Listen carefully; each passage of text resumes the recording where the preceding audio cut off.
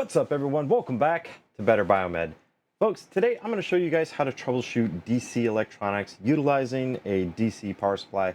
Now, I know I've done some videos on this kind of stuff before, but I keep getting questions about what if it's got batteries and stuff like that. So today we're going to go ahead and we're going to do it. This here comes off of an exercise bike that I found in the trash.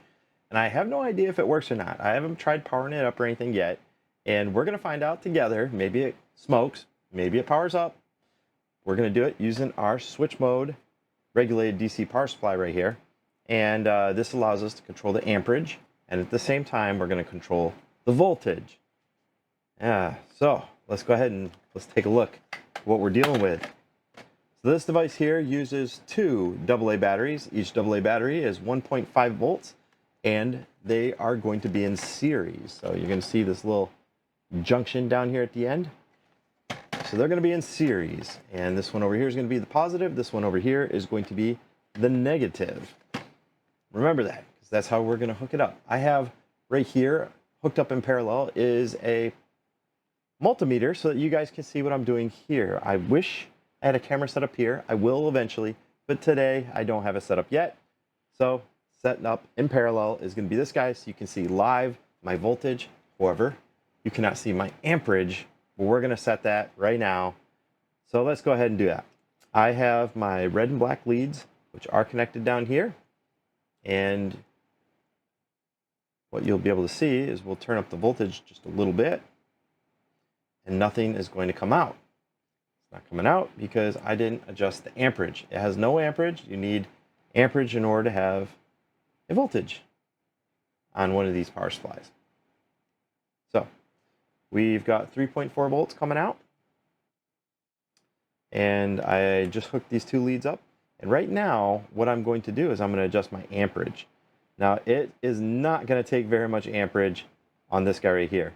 So I'm currently setting it for 0.56 of an amp.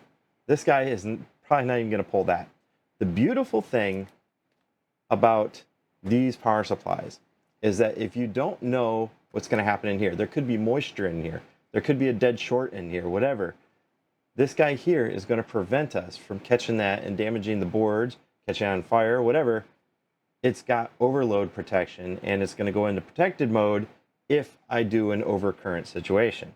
So I set it at half an amp, and remember, it's two 1.5 volt batteries.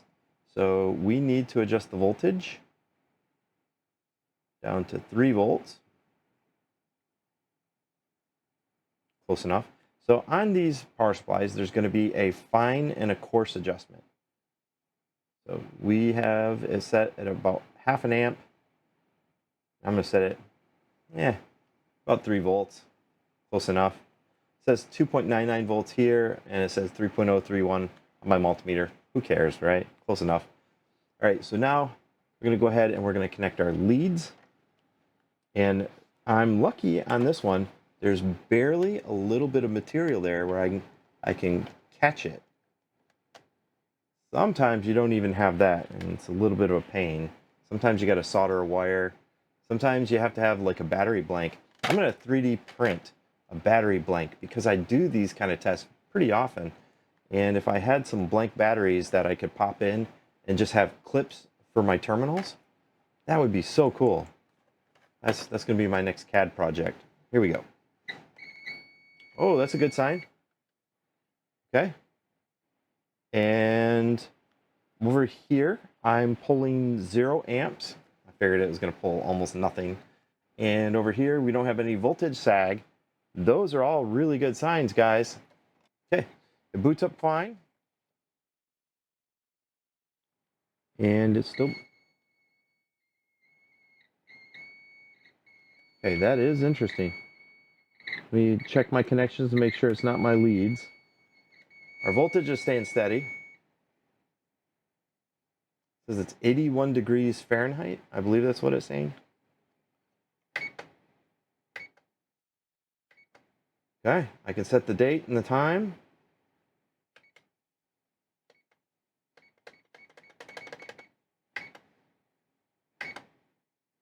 All right, and we are in. So the display is showing a little bit off. a little washed out.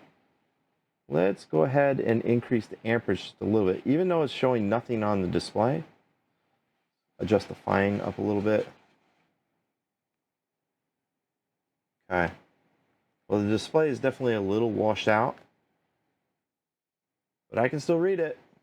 And since this is going to be my heads-up display for the exercise bike, it's going to be in a future video, I would say that we are good to go for the next part.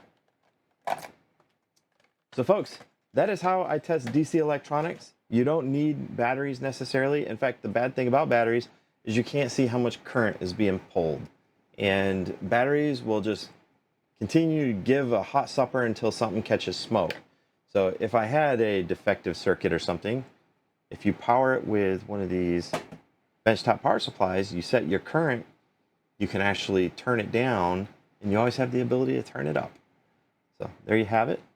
This guy here is a clock. And for this guy, let's see what happens if it's undervolted. So this is DC 5 volt, it says on the PCB. And it says that this side right here is going to be ground. Oh.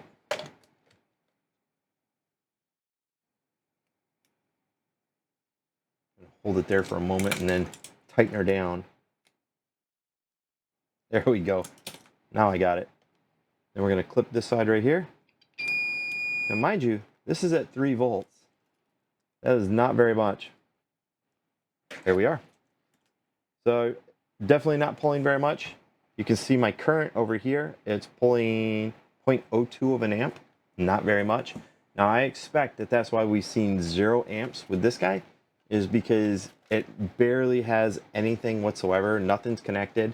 So if we have all our sensors and everything connected, it's possible that here could be yet a short. We don't know that.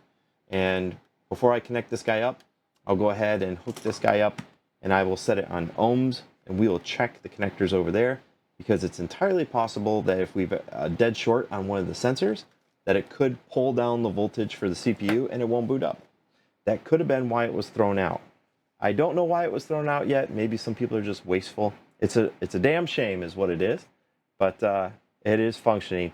And here you can see my clock. It is functioning absolutely fine at 3 volts. You can go ahead and turn that up a little bit. Oh yeah. It says it's a 5 volt native. So there you go. Very bright, very vibrant. The camera might not be showing it, but it is definitely bright and vibrant. And we're only pulling 0.06 of an amp. You see right there? That's why these things are absolutely beautiful. Now, had there been a short on this guy here, remember when we started, I set it at 0.5 amp. I can simulate that right here. I short these two, and the amperage over here, we set it, then you uncross them, and then you hook it up and continue setting your voltage. Bob's your auntie. Okay, guys, well, there you have it. That's DC troubleshooting using a benchtop power supply. Set your amperage, set your voltage, and you set your amperage by connecting them together, and then set it to a safe amperage at that. Something that's very mild, and if it doesn't boot up all the way, you can always turn it up. You give it too much amperage and you got a dead short, you could kill your circuit, could cause ancillary damage on something else, or it could catch fire. Who knows? There you have it. Thanks for watching, guys. If you enjoyed this video, don't forget to give it a thumbs up and subscribe for more content. I'd love to hear your thoughts, so drop a comment below with what you'd like to see in future videos.